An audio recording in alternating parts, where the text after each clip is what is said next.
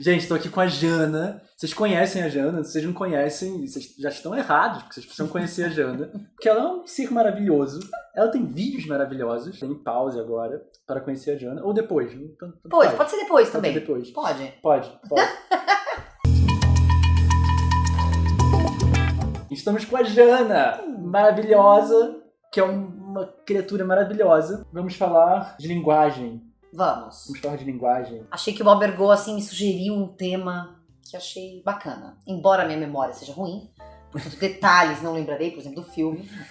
Mas achei o tema ótimo. Falei em algum momento atrás de um filme que eu amei, lá no Indica, que era A Chegada. E aí, esse filme tem uma peculiaridade muito bacana, que eles falam de uma forma lúdica, que na verdade o jeito que você fala, o idioma que você fala, as palavras que você escolhe, elas vão moldando o seu olhar para o mundo, né? Eu estou escolhendo essas palavras, mas eu poderia estar escolhendo outras palavras para falar a mesma coisa, né? Temos muitas palavras. Por acaso, de repente, alguém não tenha visto o filme, só para de repente situar um pouquinho, no filme tinha brincadeira, era uma raça alienígena lá, né? Outros seres, e aí eles tinham uma linguagem extremamente evoluída, onde eram feitos com círculos e tudo mais. E aí, nessa linguagem,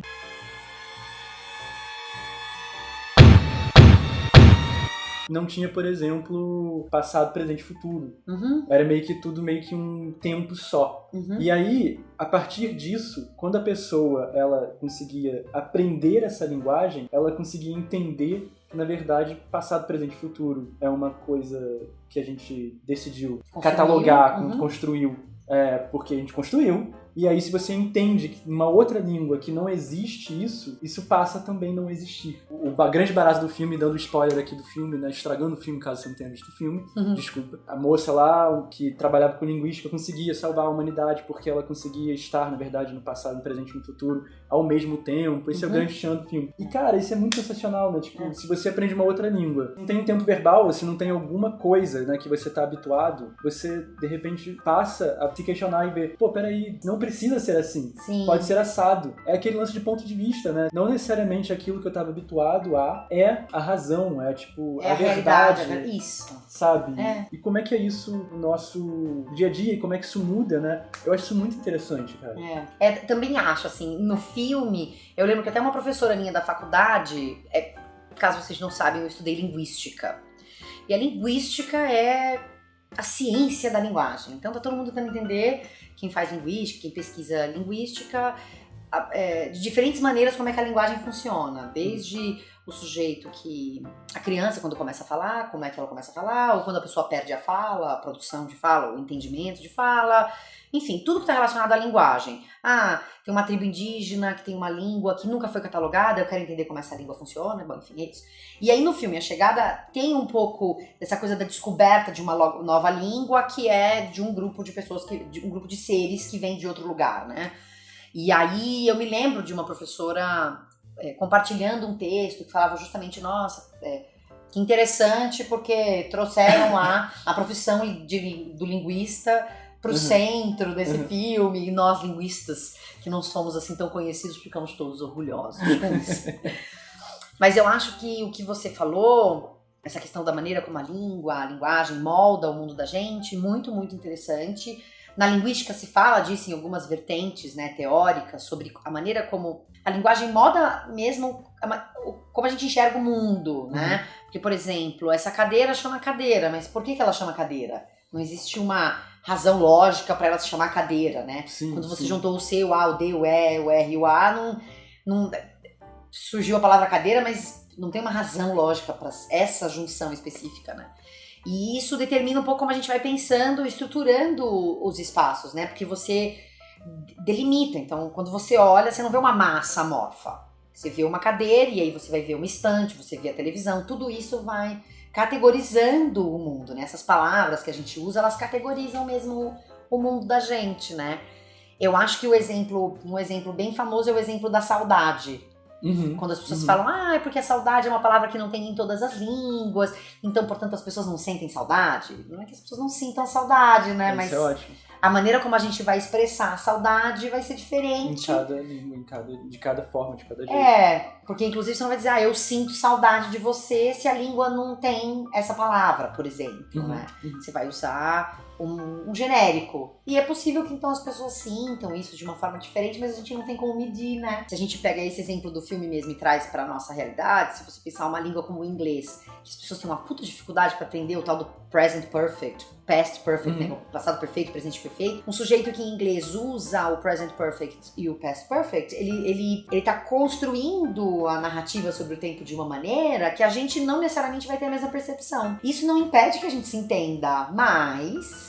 Por exemplo, eu, Janaísa, brasileira, nativa em língua portuguesa e não em inglês, eu sou capaz de me comunicar com esses indivíduos em inglês, mas é muito possível que a maneira como eu percebo o tempo numa narrativa é diferente da maneira como que um americano percebe o tempo na narrativa, exatamente, né? Exatamente. Quando ele constrói, quando ele vai contar uma história, ele percebe de um jeito que eu possivelmente não sei perceber, porque não uso a mesma língua que ele, né? Quando você vai, por exemplo, pro mandarim da vida, eu estudei mandarim um tempo, então o exemplo clássico é da letra da palavra ma, que você faz diferentes tons pra palavra ma e ela pode significar cavalo, sei lá, várias coisas diferentes. Isso é sensacional. Porque a gente não é tom que a gente usa pra diferenciar as coisas, né? Ou então, quando você pensa a língua de sinais. Quando você fala português oral e quando você fala português, língua de sinais. Quase aprendi Libras.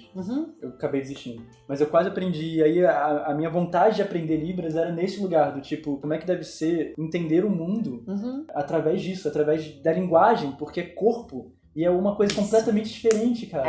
E é maravilhoso, né? Você imaginar que você está usando justamente esse sensório motor, que são suas mãos, é o seu corpo mesmo. Porque todos nós usamos o corpo para nos comunicarmos também.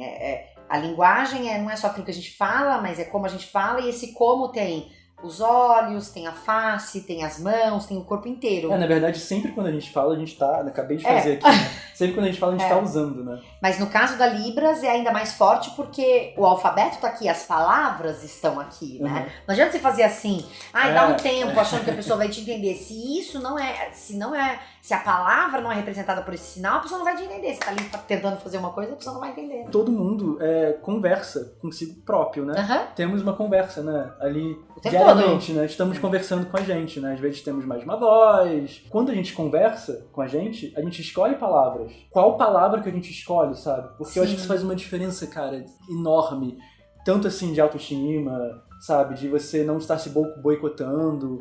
De repente, uma palavrinha, eu tô tentando pensar num exemplo agora, não tá me vindo um exemplo. Mas assim, de repente uma palavrinha que eu tenho, que se eu pegar um sinônimo, pode fazer diferença, sabe? Pode destravar alguma coisa que de repente eu antes tinha uma vergonha e não tem mais. Antes eu não tava tão disposto, agora eu tô disposto. Porque eu mudei uma palavra. E às vezes, eu acho que assim, existe uma coisa muito do tipo, as pessoas acham isso bobo, besteira, sabe?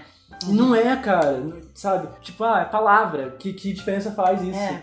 E faz uma diferença absurda. Faz, porque a maneira como a gente se expressa é a gente estar no mundo. Né? É como a gente está no mundo, né? Não é só se comunica, não é tipo eu só falando com como você. A gente entende o mundo, como a gente explora o mundo, as possibilidades que a gente vê no mundo. Acho isso, né? Mas eu sou linguista e não vale, né?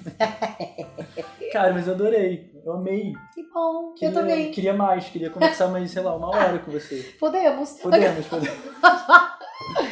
Muito legal. Tô muito feliz. Eu também. Obrigada, viu?